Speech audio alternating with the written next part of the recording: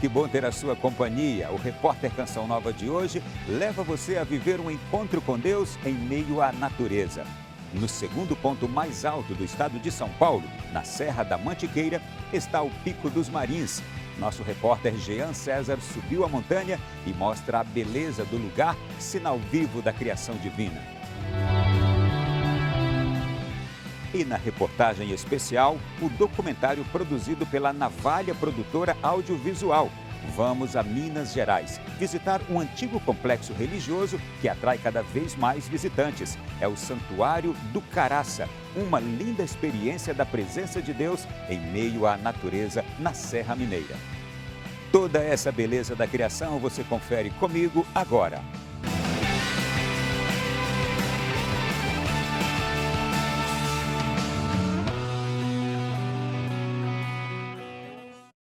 Neste primeiro bloco, vamos visitar o Pico dos Marins, no lado paulista da Serra da Mantiqueira, o segundo ponto mais alto do estado de São Paulo.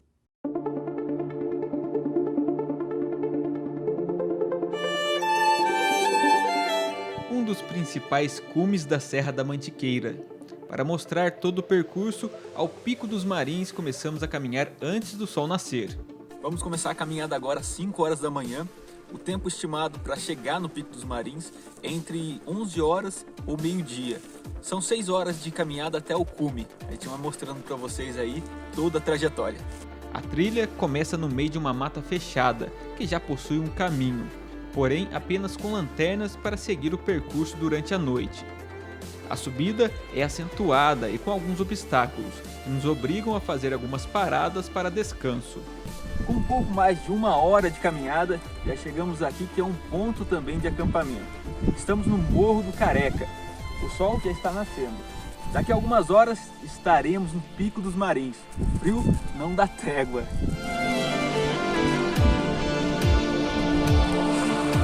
O sol vai revelando as belezas do trajeto.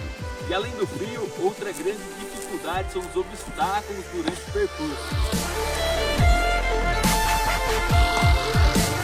Em alguns pontos é preciso utilizar as mãos e estar alerta por causa das valas e do solo arenoso que podem nos levar a um escorregão. Um pouco mais acima, um grupo que estava apenas trilhando para ver a paisagem no cume e voltar, antes do sol se pôr, nos encontrou. A experiência do jovem que vai pela primeira vez faz os amigos caírem na gargalhada. E aí, qual que é a experiência aí, mano? Ai, cara, tá sendo boa, tá sendo ruim. É um mix. Agora tá sendo ruim. Tá muito bom, velho. Tá show de bola. O que deu na cabeça pra vir pra cá? Ah, de novo, né? A gente gosta de vir aqui sofrer um pouco. Bonito, gostoso.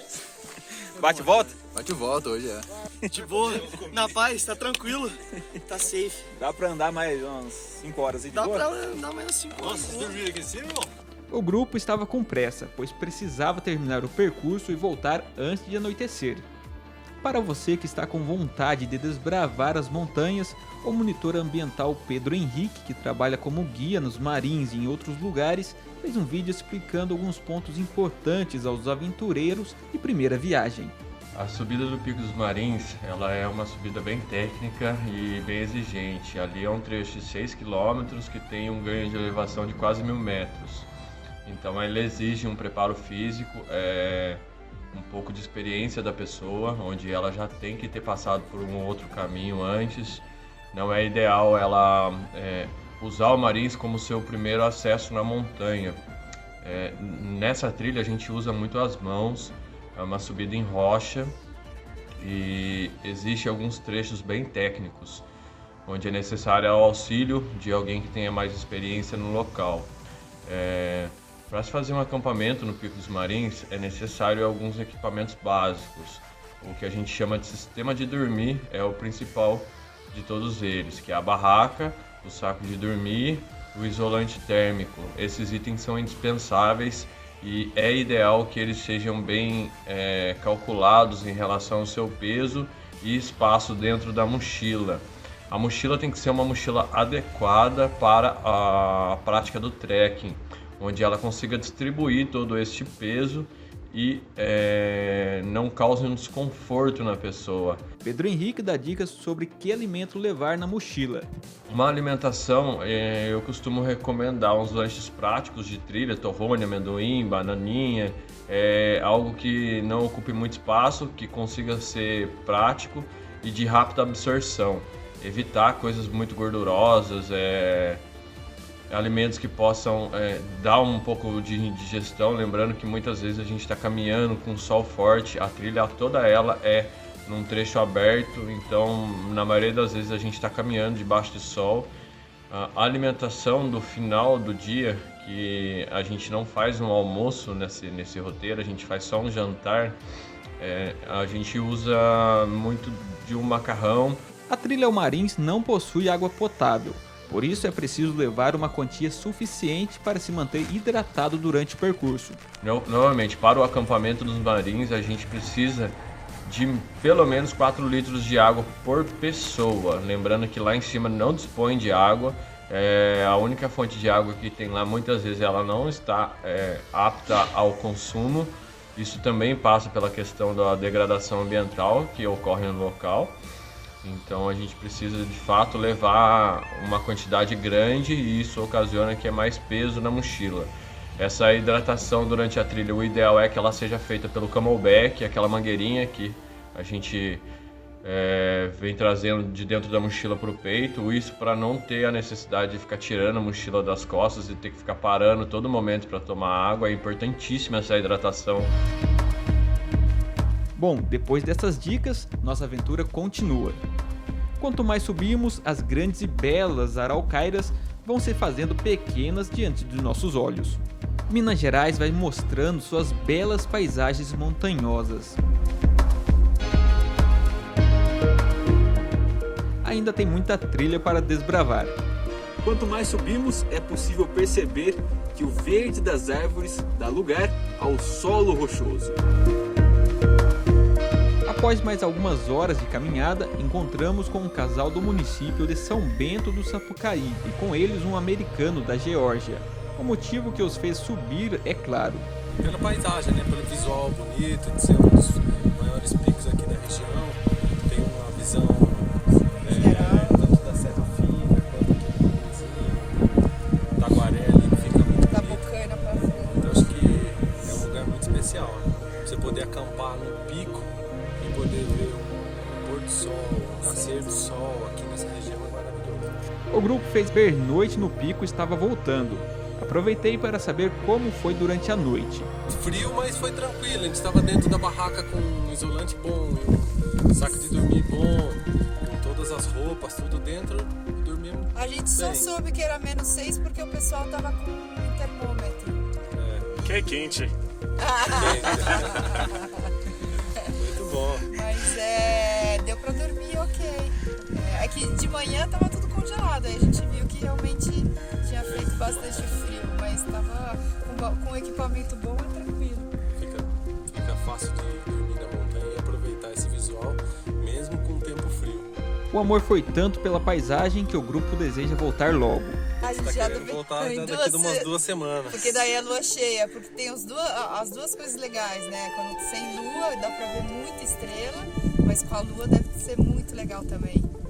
Então a gente tá pensando em voltar aí. De repente na lua cheia a gente tá de volta aí daqui mais uns dias. 2 semanas. Ray também não ficará de fora da próxima aventura. Muito bom. Eu quero voltar. Voltar. Enquanto a trilha está acabando para eles, nós estamos apenas no meio. No caminho encontramos mais pessoas que pernoitaram no cume do Marins. O casal que realiza montanhismo há algum tempo afirmou que a subida é esgotante. Difícil. Não é tão jovenzinho, então não é tão simples assim de subir. O guia de montanhismo Leonardo Apolinário, que estava acompanhando o casal, afirmou que muitas pessoas vêm ao Marins e realizam uma travessia a outro ponto conhecido, o Itaguaré. E aí fazer travessia, Marins, Itaguaré, Marins, Itaguaré. Quanto tempo de viagem esse Marins Itaguaré? Quanto tempo? Cara, você pode fazer ela em um dia caminhando ou em 2 dias. pode fazer tipo assim, dando um exemplo, você numa sexta-feira eu posso acampar na Pedra Redonda, de sexta para sábado, de sábado para domingo eu posso acampar lá no Itaguaré, ou eu posso fazer no final de semana, acampando na Pedra Redonda e seguindo o percurso. Continuamos a trilha e logo chegamos ao último ponto de subida. Com o corpo já cansado, é necessário fazer uma pausa. A última subida é uma das mais desafiadoras. Todo esforço é recompensado. A montanha, que é a 26ª mais alta do Brasil, nos mostra por que atrai montanhistas de diversos locais do país e até do mundo.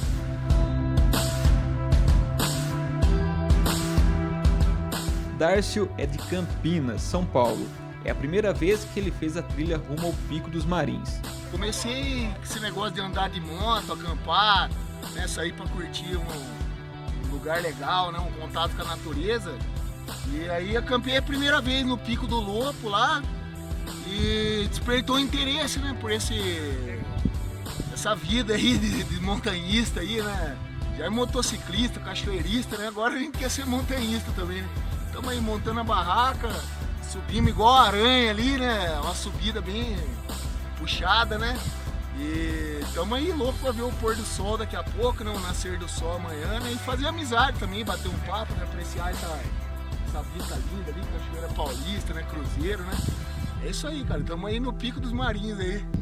É aqui dentro que fica o livro do Cume dos Marins, onde os montanhistas podem registrar sua passagem pela montanha. Pelas páginas preenchidas, vemos que a montanha está sendo bem visitada. Um grupo de montanhistas alcançou o cume logo após a nossa chegada e não enrolou, já foi preparando o almoço. Pois é, aqui um feijão, um arroz instantâneo, bem prático, nutritivo. A gente precisa repor aí, né, as substâncias que a gente perdeu aí nessa subida. A gente subiu em 4 horas e pouquinho, né? 4 horas e pouquinho, começamos 7h30, chegou aqui 11, meio-dia, né? Assim. O grupo já faz trilha há um bom tempo. A gente é mais ou menos da trilha. Você tem quanto tempo há pouco você fazendo trilha?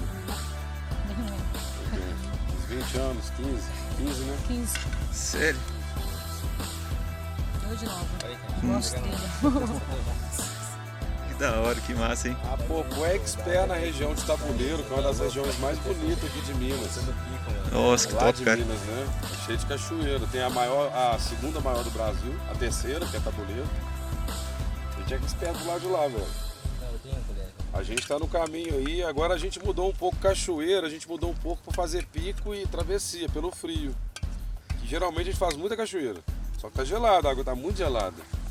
A gente mediu outro dia aí, tem água que tá dando 5 graus assim no meio-dia. Aí essa época é boa para fazer a escalaminhada. O Pico dos Marins tem suas particularidades.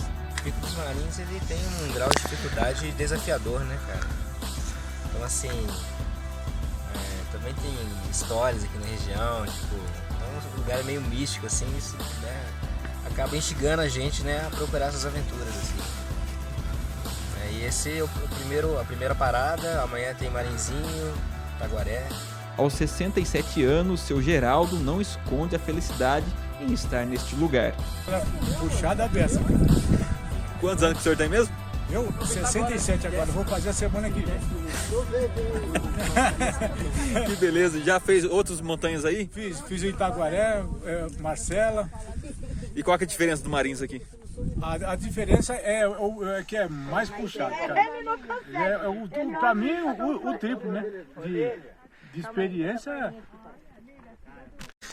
Compensa a paisagem? Ah, com certeza. Praticamente sim, com certeza. Amanhã volta. Tranquilo. A tarde chegou. A luminosidade do sol dá tom às cores das montanhas e a de todo o vale. À noite, o céu estrelado enche nossos olhos. Depois de uma noite bem fria, é hora de contemplar a chegada do sol.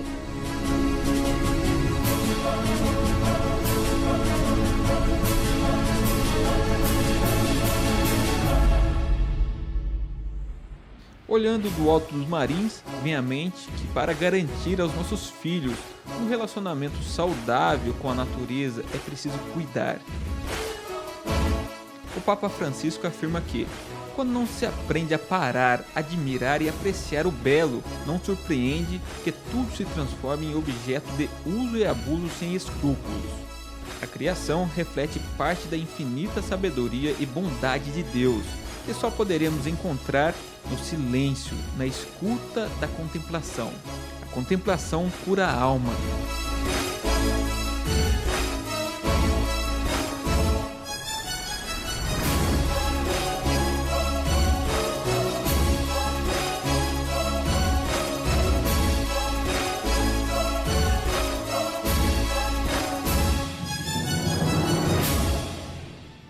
Coisa linda, não é, gente? Depois do intervalo, vamos a Minas Gerais para conhecer um lugar maravilhoso, uma das 7 maravilhas da Estrada Real Brasileira, o Santuário da Serra do Caraça.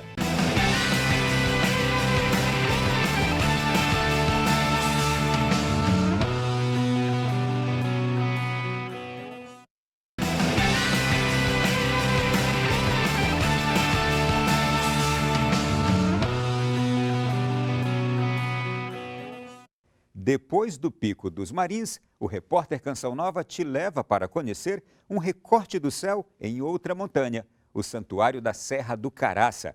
O documentário foi produzido pela Navalha Produtora Audiovisual e cedida ao repórter Canção Nova. Situado nos municípios de Catas Altas e Santa Bárbara, o santuário pertence à província brasileira da Congregação da Missão. Em meio à natureza, o local é um centro de espiritualidade e missão, de cultura e educação, de conservação ambiental, lazer e turismo. Um lugar de encontro com Deus.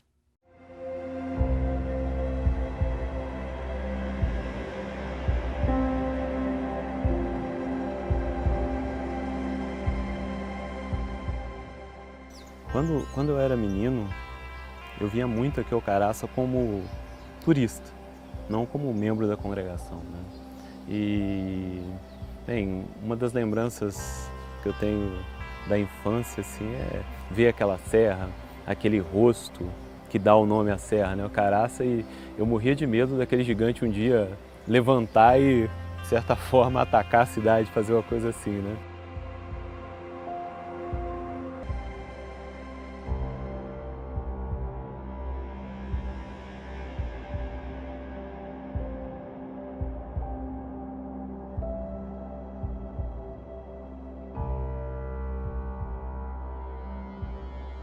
Caraça, fundado originariamente pelo irmão Lourenço, com um desejo de que fosse uma residência de missionários e uma escola para jovens, né? Ele morreu no dia 27 de outubro de 1819, morreu sem ver isso realizado. Então, Caraça é uma instituição muito antiga do irmão Lourenço, que é um personagem muito interessante. Ganhou, comprou essa área toda, a gente não sabe muito ao certo, não tem documento, né? É certo que ele era proprietário disso. E prevendo que ia morrer sem conseguir os padres, pediu ao rei, mandaram os padres de São Vicente. Por uma incrível coincidência do destino, talvez, exatamente quando ele estava morrendo, estava saindo de Portugal, 2 padres vindo para o Brasil, em princípio para uma missão lá no Mato Grosso. Chegando ao Rio, eles foram informados que já havia outro padre na missão do Mato Grosso, mas que tinha um testamento do irmão Lourenço, uma casa aqui em Minas, se eles queriam. O Caraça, ele é a nossa primeira casa, por isso é chamado de casa-mãe da província no Brasil. Foi aqui que os missionários chegaram em 1820 e iniciaram todo o movimento que mais tarde a gente passou a chamar de província brasileira da Congregação da Missão. Quando eles chegaram aqui, eles chegaram com o objetivo de fundar um colégio e também de irradiar missões por essa região. Então os dois que vieram para cá e abriram a missão primeiro, o anúncio do Evangelho, pregando missão em Catas Altas e outros lugares, e fundaram o Colégio do Caraça. Isso em 1820. Conseguiram trazer outros co-irmãos para cá e foram fazendo com que o colégio se tornasse o esplendor da cultura mineira. Caraça é o germe das culturas educacionais de Minas Gerais. Padre Leandro voltou ao Rio e trouxe alguns jovens. E começou em 1821, logo em janeiro, começaram o colégio. Colégio que foi crescendo e havia aqui, com pouco mais de 10 anos, alunos do Brasil inteiro. O Padre Viçoso mais tarde se tornou Dom Viçoso e o Padre Leandro foi um dos grandes educadores da história do Brasil, sendo responsável pela criação do regulamento do antigo Colégio Imperial do Caraça, também do Colégio Pedro II, que no tempo do Império era praticamente o Ministério da Educação. Todos os colégios do Brasil seguiam a regra do Colégio Pedro II, só ele tinha o poder de dar diploma e quem criou o regulamento do Pedro II foi o Padre Leandro. Muitas ruas e avenidas em Belo Horizonte têm nomes de ex-alunos do Caraça. Eu comecei a fotografar os nomes dessas ruas. Augusto de Lima, Olegário Maciel. O Juscelino, por exemplo, foi nosso aluno de Diamantina. Foi presidente da República, veio aqui. Era um sítio muito interessante, gostava muito daqui. O nosso ícone maior, Afonso Pena, né, foi presidente da República. Vários ex-alunos foram governadores de Minas Gerais, né, fora os deputados, senadores, gente assim que honrou sempre o nome do Caraça, não só o Caraça, mas Minas Gerais e o Brasil. Né? Mas até a década de 60 era de onde todas as decisões da província partiam, o lugar onde praticamente todas as reuniões importantes eram feitas. É o espaço mais importante da história da província. Infelizmente, ele sofreu uma certa crise depois do incêndio. Um fogareiro que o garoto esqueceu ligado ali, pegou fogo na mesa, tudo era madeira, o teto era de esteira, né? E no mês de maio de 1968, que queimou uma grande parte dos livros da biblioteca, acabou tudo, todo o material, como também todos os cenários, todas as cortinas, todas as instalações no segundo andar do prédio. E livros importantíssimos foram queimados. Então, em 1968, se fechou o colégio e a casa toda porque houve um incêndio. E a partir daí o Caraça foi reinventado. Ele já não é mais um colégio, já não é mais um seminário. Ele continua cumprindo a sua vocação original de ser um centro de peregrinação, educação, cultura, de ciência, de espiritualidade. É com muita alegria que a província mantém essa obra. O Caraça não é mais um colégio, mas continua sendo uma casa de educação. Uma casa de educação histórica, patrimonial, ambiental e continua sendo também, e sobretudo, um santuário religioso. É aberto a toda e qualquer forma de culto, de credo, para aqueles que querem se encontrar com Deus aqui, não só por meio da fé cristã, mas também por meio do seu encontro com a natureza. Os trabalhos pedagógicos que acontecem aqui no Caraça e os de pesquisa também, eles ajudam, contribuem, né, para que as pessoas possam compreender melhor, né, quando se fala de educação ambiental.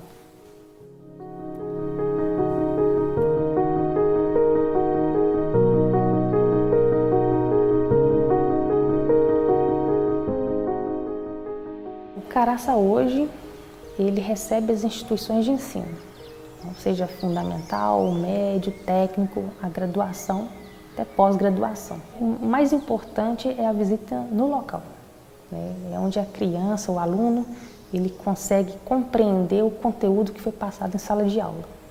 Tem até um programa específico, que é a Escola Integrada, que o monitor também acompanha até uma trilha, geralmente a cascatinha. As pesquisas que acontecem aqui, a gente procura arquivar, solicita o relatório e arquiva. Então tem a biblioteca que está aberta ao público.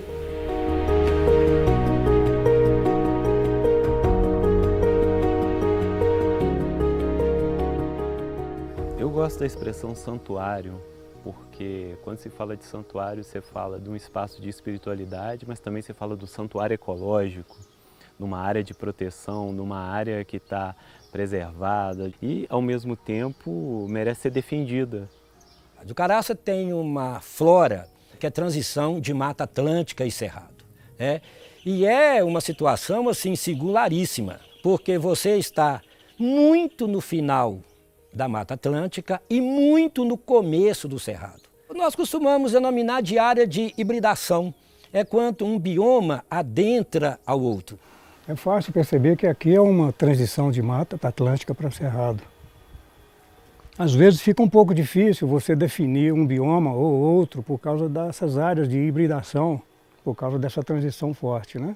O caraça tem algumas espécies endêmicas que são oriundas dessa proximidade de Mata Atlântica e de Cerrado. Endêmicas do caraça, não endêmicas de Mata Atlântica e de Cerrado.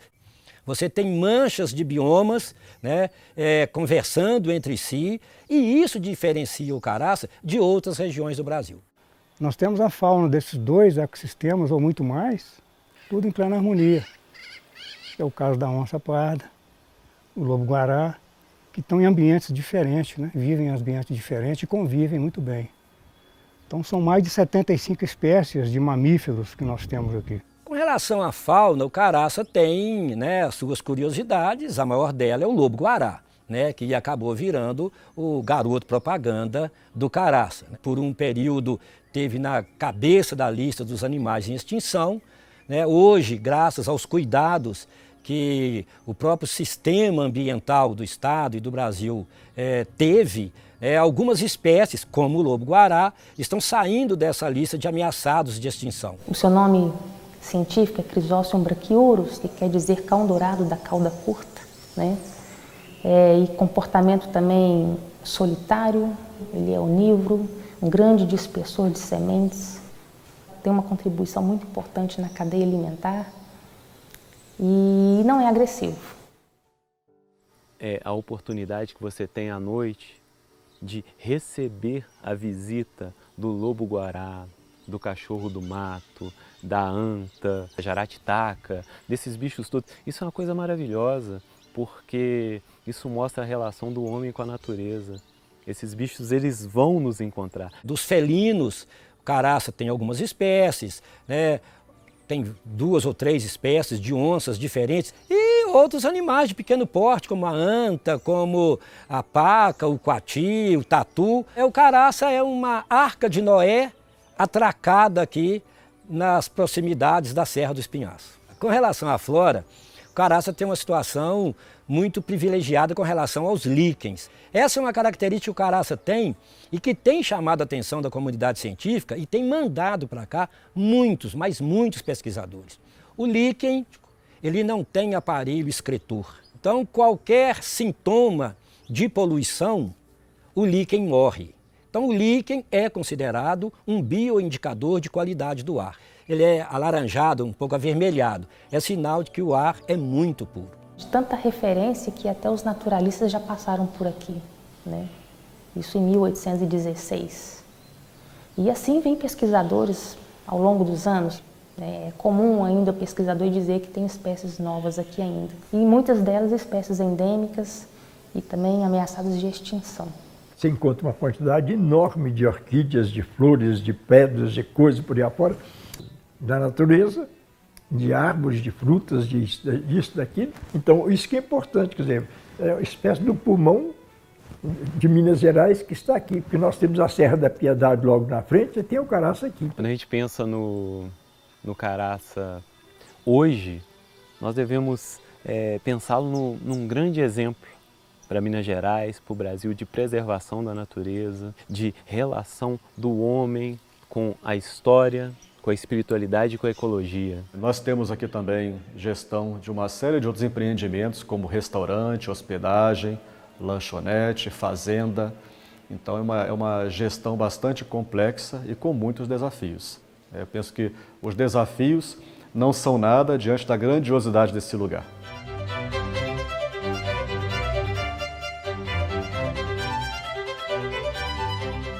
O Santuário do Caraça tem uma importância vital com relação à gastronomia. Dentre as inúmeras riquezas que ele preservou nesses seus 242 anos de existência, ele preservou uma que toca de cheio, né, o coração dos mineiros, que é a forma alimentar que gerou a cozinha mineira e a gastronomia mineira. Quando a gente viu essa riqueza enorme que tinha aqui, a gente achou que precisava de uma pesquisa muito fundamentada, que a gente viu que tinha uma coisa a mais aqui do que um lugar normal, um restaurante, para se ressignificar um cardápio. Toda a completude alimentar estava aqui, através de 2 pontos muito importantes.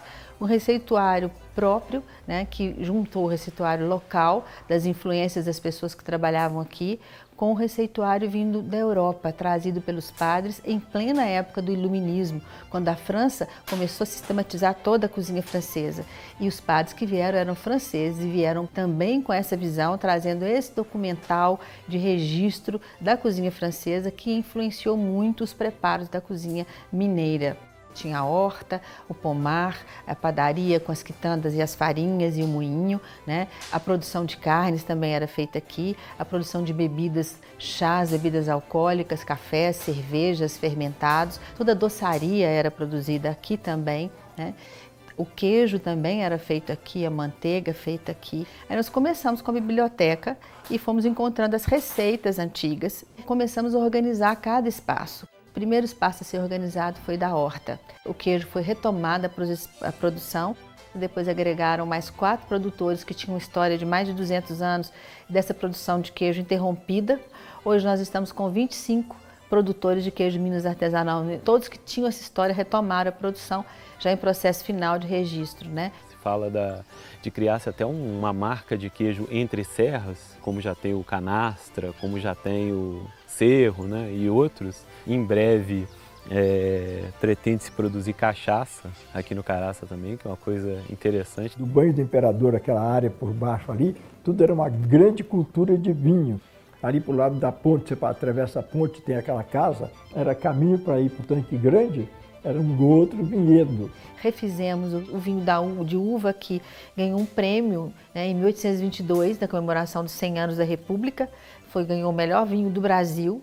Refizemos o hidromel, do fermentado mais antigo do mundo, antes do vinho. Hoje nós já temos vários produtores de hidromel também no entorno. Refizemos, né, aqui a padaria com as receitas, reformulamos todo o espaço de refeição, né? Foi reformulada a casa de doces, a horta também foi toda refeita, a horta do engenho foi refeita, a queijaria foi refeita, a adega foi refeita.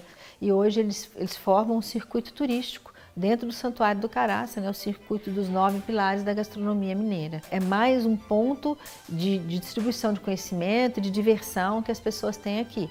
Passar por esses lugares, experimentar um hidromel, quando você vai passear na doçaria, você come um doce saído do tacho na hora. Então isso são experiências muito interessantes. Você vai de manhã e ver sendo feito o queijo, né, experimenta o queijo aqui no café da manhã. Então o Caraça ele reafirma a sua condição, né, desses 240 e poucos anos, né, de transmissão, né, de cultura, continua com a educação da mesma forma, como se fosse um colégio, né? Um lugar lindo, como não contemplar a presença de Deus ali? Depois do intervalo, do colégio destruído pelo fogo, à continuidade da educação transformada em aprendizado junto à natureza. E no santuário, a espiritualidade do Caraça e a proximidade dos animais da região encanta os visitantes. Eu volto logo.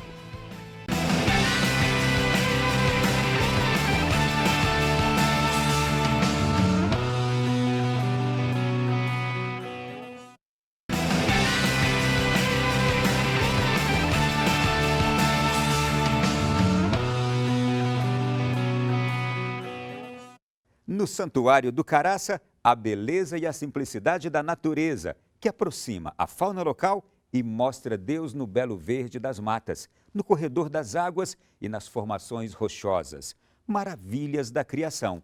Vamos ver juntos? O incêndio de 1968, ele acabou, botou um ponto final no Caraça enquanto escola. Mas o condão de escola do Caraça não terminou com o incêndio. Nós que trabalhamos pelo Caraça, entendemos o Caraça ainda hoje como escola. Nesses pouco mais de 10 mil hectares, existem aproximadamente 200 quilômetros de trilhas. Trilhas que levam a 7 cumes diferentes, né?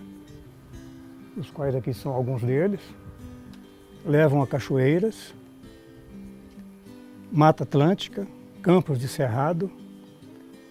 E, inclusive, a trilha que leva ao pico do Inficionado, que é a segunda montanha do parque, leva também à segunda maior caverna do mundo em Quartzito, que é a Gruta do Centenário. Temos aqui o Tanque Grande, mais ou menos aqui para o oeste, que lá representa a segunda usina de força de Minas Gerais, com a Mata Atlântica exuberante, assim, com acesso, né? Mirantes diversos, ali o Mirante do Cruzeiro aqui pertinho, Mirante da Piscina também. Inclusive a piscina é um atrativo também. Uma piscina com jeito de rio mesmo, banho de rio, sabe? Deve ter uns 50 metros de diâmetro. Capela do Sagrado Coração de Jesus, toda só passei para meia hora, sem muito desgaste. E a Cascatinha, que é o point da casa. Todo mundo que vem aqui vai à Cascatinha. São muitos atrativos para todos os tipos de perna.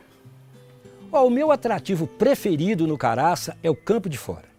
É para nós a Suíça brasileira. Você tem 6 ou 7 cachoeiras muito bonitas. Você tem uma vegetação que em qualquer época do ano você tem uma incidência de flores muito grande. Você tem uma trilha de 5 ou 6 quilômetros, mais ou menos, dependendo do lugar para onde você está se dirigindo, que a trilha é maravilhosa. É um jardim que você passa por ele durante 5 ou 6 quilômetros. Um atrativo muito próximo do Caraça que te oferece tudo aquilo que você busca enquanto turista de aventura ou de conhecimento. Eu prefiro o Sol, o Pico do Sol. E ele é o ponto mais alto de toda a Serra do Espinhaço. Desde a Bahia, né, Chapada Diamantina, até Ouro Branco, Ouro Preto, ele é o ponto culminante da serra. Ele forma a cabeça do gigante Caraça. E o Pico do Inficionado, o tronco. A casa estabeleceu como um limite para que as pessoas caminhem sem a presença de um guia, obrigatoriamente, 12 quilômetros de volta. Então, os passeios que são mais distantes, que com áreas assim mais perigosas, mais sensíveis, são 9. São 7 picos, a Gruta da Bocaina e a Cachoeira dos Campos de Fora. Agora é aquela coisa, né? Tem gente que contrata o guia só para contar as histórias, para mostrar o museu, para mostrar a igreja, para ir no Tanque Grande ali, que é 10 minutos de ida, só pela companhia técnica que ele vai ter, né?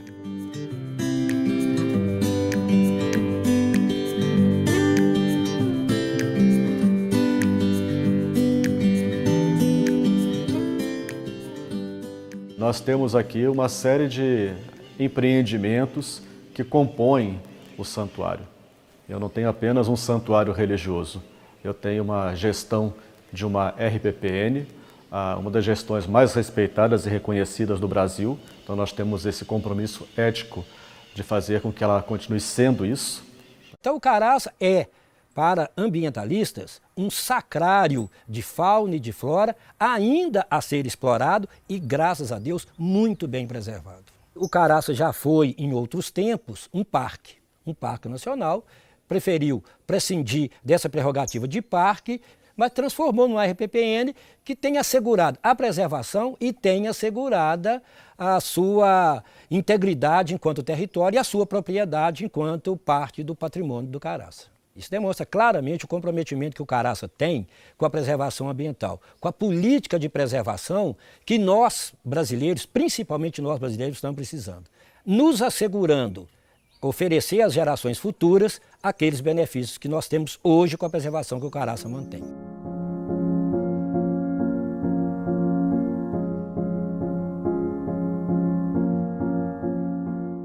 Acho que o sentido de oração me marcou demais a vida inteira, sabe? Eu nunca deixei de lado a espiritualidade que eu aprendi aqui e depois daqui também na congregação. Então, para mim, a igreja ela é o centro das atenções, é o que há de mais bonito, de mais artístico e de elevação da alma a Deus, né? Imagina em 1880, há 140 anos, a idade dessa igreja, fazer o que se fez ali. Se você olha aquelas colunas, a arte que tem nos capitéis de cada coluna, nos altares de mármore, naquele órgão, em tudo, detalhe por detalhe, na altura dessa torre. Olha o talhe de cada pedra. O Caraça é, antes de tudo, um santuário, um lugar de oração. Aqui você tem que ouvir a voz de Deus no silêncio da serra. A vinda do Caraça é sempre uma bênção. É mais ou menos como quem vai a primeira vez a Aparecida do Norte, ou quem vai a Lourdes na França, ou em Fátima, em Portugal. É um lugar de encontro com o superior, Deus, um lugar de silêncio, um lugar de oração. Deus fala para a gente na beleza da serra, nas plantas, nos pássaros. O Santuário do Caraça fornece, ao mesmo tempo, espaço para a reunião comum das pessoas para o retiro, o espaço para a oração e também é aberto para a realização de eventos de natureza corporativa, empresarial. Para isso, nós temos uma estrutura de auditório, temos uma estrutura de hospedagem, temos uma estrutura de refeição, tanto aqui na sede do santuário, como também na Fazenda do Engenho, e também eventos de espiritualidade cristã a toda e qualquer forma de culto, de credo. As pessoas podem vir, podem se casar aqui no santuário, podem trazer seus filhos para serem batizados. Temos a possibilidade da Santa Missa celebrada todos os dias. Temos também um espaço muito bom para a realização de retiros espirituais.